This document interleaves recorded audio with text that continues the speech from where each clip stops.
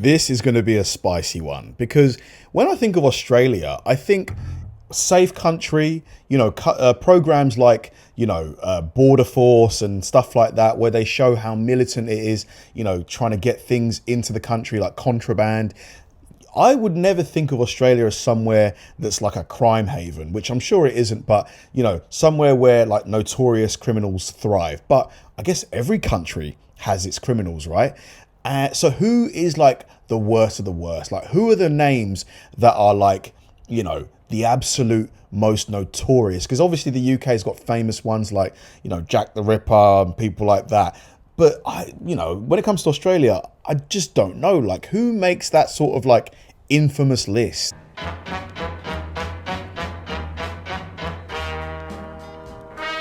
A large chunk of Australia's population is only here because their ancestors were criminals. And luckily for us, over the last few hundred years, the apple hasn't fallen far from the tree. And that means... Hang on a minute, what did that say? Man fined for farting with full intent in front of... What? He got fined $800. And that means that Australia has a large variety of different crooks. We've got some that are smart, some that are dumb, some that are gross, and just about everything and anything in between. But in today's video, we're going to be focusing on some of Australia's greatest criminals. And when I say greatest, I actually mean the ones with the funniest stories. So without further ado, let's get into it. First up, we have the world's slowest police chase. One day at 3 AM, this man from Queensland decided it was the perfect time to take his stolen tractor for a quick ram raid. So he decided to drive to his local motorcycle dealer, smash through the front door, and after a quick hop, skip and jump, he hooked up 2 brand spanker Kawasaki dirt bikes, chucked that bitch into reverse, and drove off into the sunset. But how did he not expect to get caught? Like, the noise he must have generated from smashing that glass. Come on, mate. Except that's not quite where this story ends. You see, someone witnessed this whole ordeal and decided to call the cops. And due to the fact that he was driving a big yellow tractor with 2 bright green dirt bikes hanging from the front, it didn't take too long for the cops to find him. Now, I've watched enough Farmer Wants a Wife to know that a tractor is not a fast vehicle. But as you're about to see, the man behind the wheel of this tractor has been spending too much time playing Grand Theft Auto. Instead of surrendering like a pussy, he decides to do some on-the-fly weight reduction to squeeze every kilometre of top speed out of his stolen JCB. After running over his freshly ram-raided dirt bikes, old mate initiates one of the world's slowest police chases. Oh, mate. But just because it's slow doesn't mean it's not entertaining. He starts off by brake testing the cops, then continues by taking a little off-road detour. Mate. He then finds himself driving along the train tracks. Do you reckon he's drunk? Because there's no way he's getting away. There's not a chance. And as you can see here, it handles like it's on rails.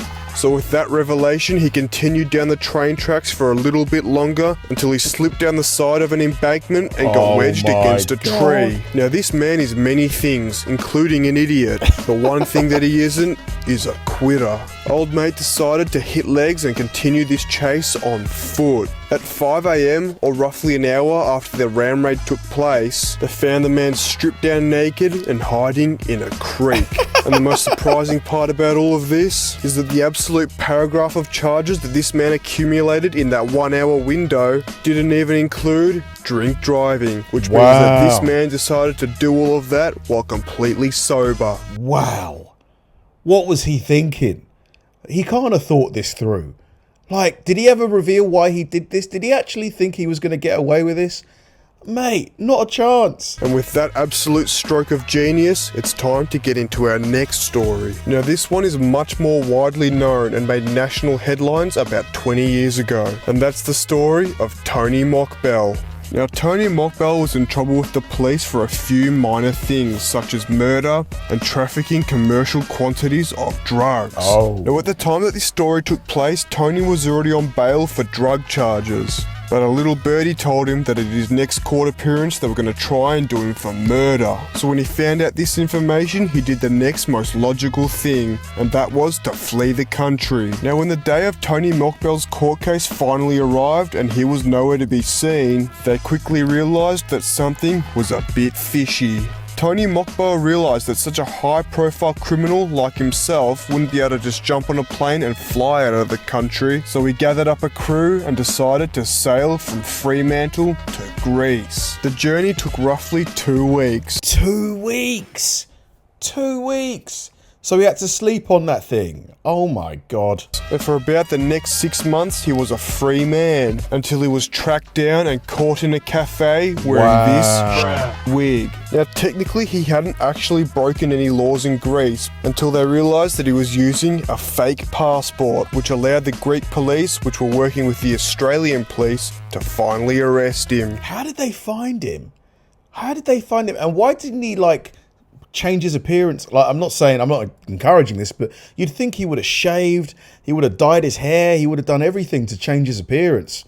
Even though the only crime Tony Mockbell technically committed on Greek soil was having a bodgy passport, he spent 10 months in the Greek prison system, and for the entirety of his stay, the Australian government was fighting for his extradition. And after about 10 months of this constant beratement from the Australian government, Stavros at the front desk had finally had enough and said that we could have him. So they stuck him on a private jet and flew him back to Melbourne for the small price of $450,000. Why did they put him on a private jet?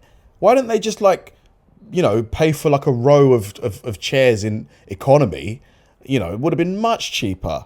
Which of course was paid for by the taxpayer, where he and his wig were sentenced to 30 years in Geelong's Barwon prison.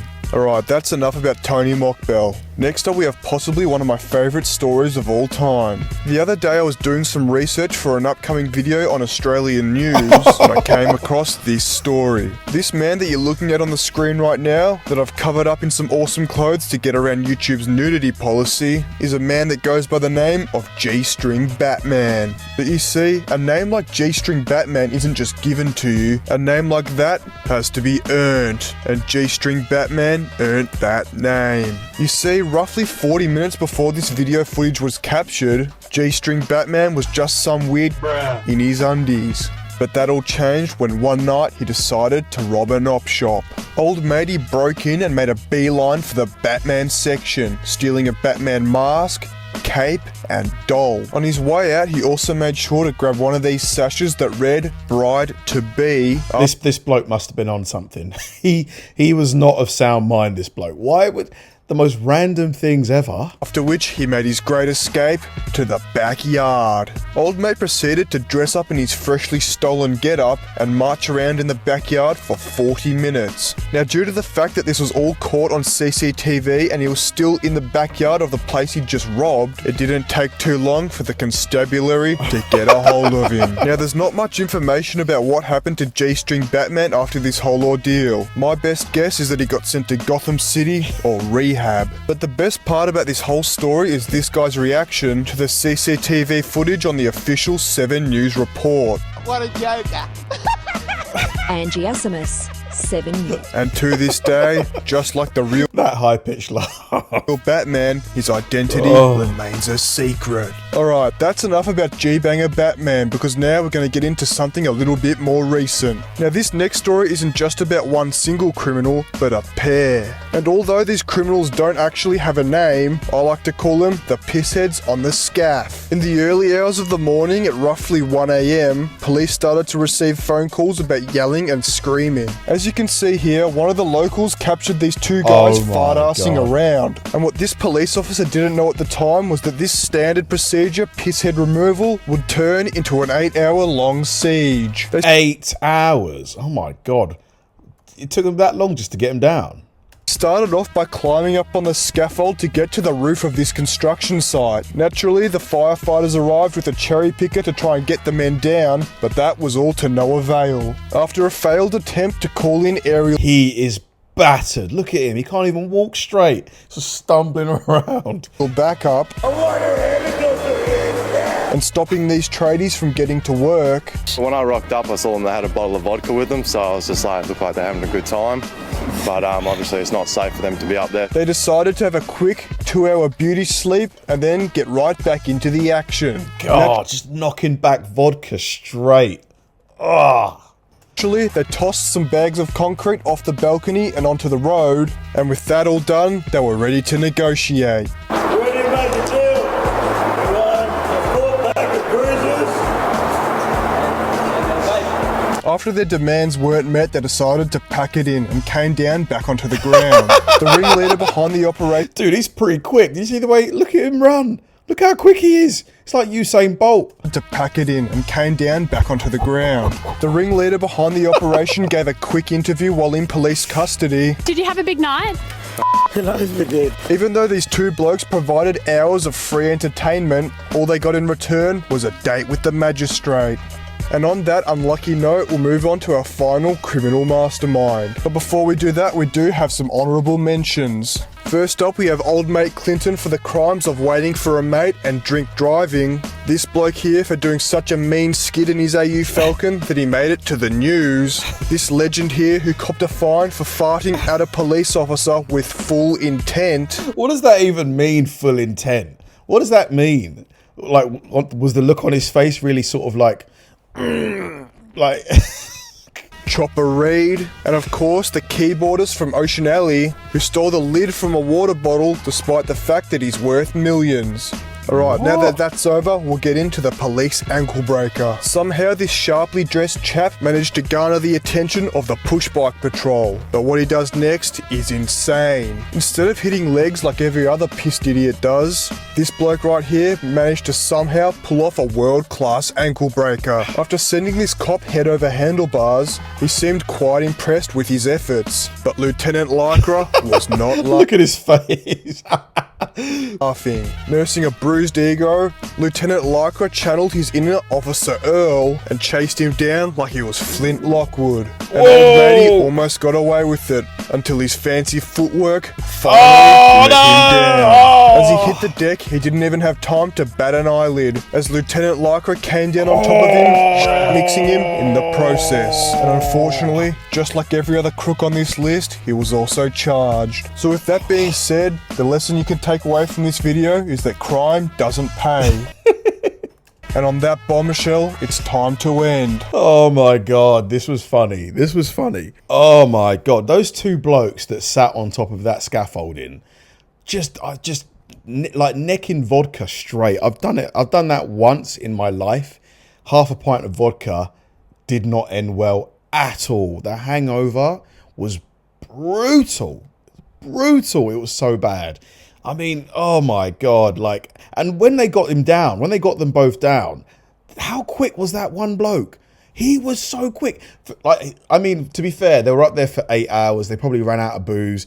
Like, they had that 2-hour nap, so maybe they sobered up. But in case they weren't sobered up, the ability to run that fast whilst being hammered, I find that incredible. Incredible. How did he do that? Thanks for watching, guys. If you enjoyed the video, please like and subscribe. And if you did, check out this video right here and hit the join button below. See you there.